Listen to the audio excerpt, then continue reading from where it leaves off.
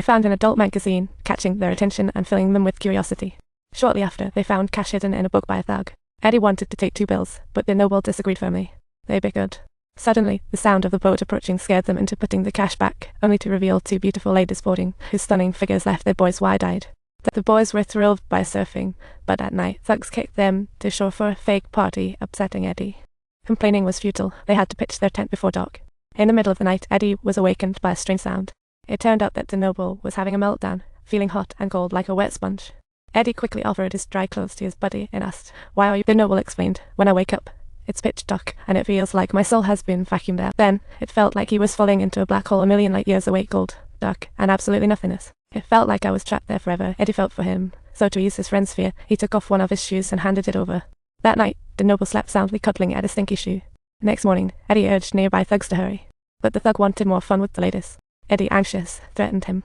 Eddie marched away huffily, the noble's meds lasting just 3 days. Further delay meant trouble weighing on Eddie. She was feeling uneasy, wanting nothing more than for someone to speed things up.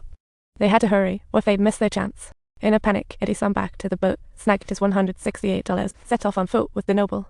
To lighten his friend's load, Eddie quietly took all the baggage on himself while weaving through the thick forest. After a long wait, they finally caught a ride heading to the bus station. Just as they were about to buy tickets, they spotted the thug had caught up with them. They took off running like startled birds. After a tense chase, they were cornered in a dead end, with the thug angrily demanding his money back. Left with no choice, Eddie pulled out a small knife trying to intimidate him, but the thug didn't flinch. He had an even bigger weapon in his pocket, and Eddie was left dumbfounded. "I didn't even understand what you said," Eddie quickly added. The thug's face showed a hint of panic, but soon he regained composure. He thought they were just bluffing.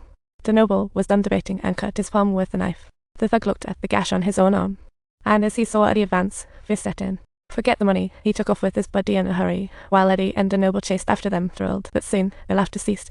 The tiny cut proved deadly for the noble. He slumped to the ground as Eddie took off his jacket to bandage him. But the noble wouldn't let him come close. This dear child, even near death, didn't want to hurt his friend.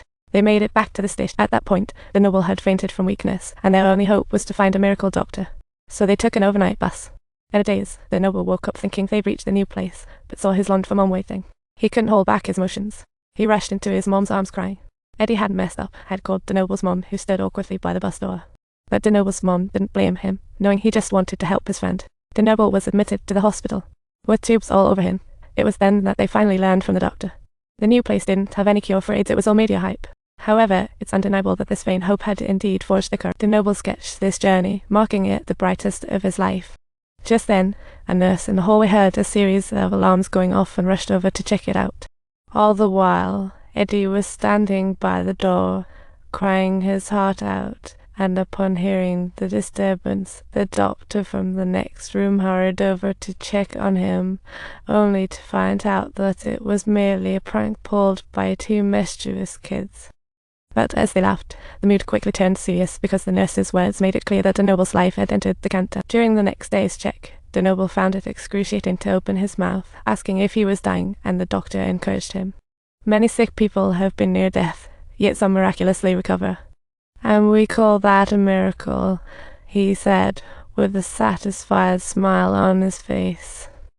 The doctor then left to give the nurse a talking to for letting it slip, as he genuinely wanted to save the noble. Over the next few days, Eddie kept pranking the doctor. What's heartwarming is that the doctors weren't angry or accusatory at all. Instead, they played along with the pranks and shared a good laugh. But Eddie keenly noticed the glimmer of sympathy in the doctor's eyes. That night, he tossed and turned in bed. In his youth, death was a blurry concept for this boy. He couldn't grasp it, let alone accept it. Next morning, a heavy rainstorm swept the city. Woken by the sound of rain, Eddie suddenly realized something. He raced barefoot towards the backyard. He saw the mud fortress, once full of copper shavings, now washed away. Dazed in the rain, he seemed to finally understand. Death, like those toys that had shared countless happy moments with him, once lost, couldn't be reclaimed. As days passed, the noble's condition worsened. Today, his mom adjusted his position for the 20th time, yet he still felt uncomfortable. After Mom left, Eddie proposed pranking the next doctor. The noble eagerly nodded, targeting the old guy. Eddie expertly lowered him to the room with sobs and positioned himself by the window, preparing for a good. Just then, the noble's mom noticed the commotion and headed toward the ward, but the noble was noticeably slower than usual. After checking his pulse and heartbeat, the doctor didn't shout but noted the time silently, then turned to the noble's mom with condolences. Remember to subscribe to our channel in order to receive even more thrilling and amazing content.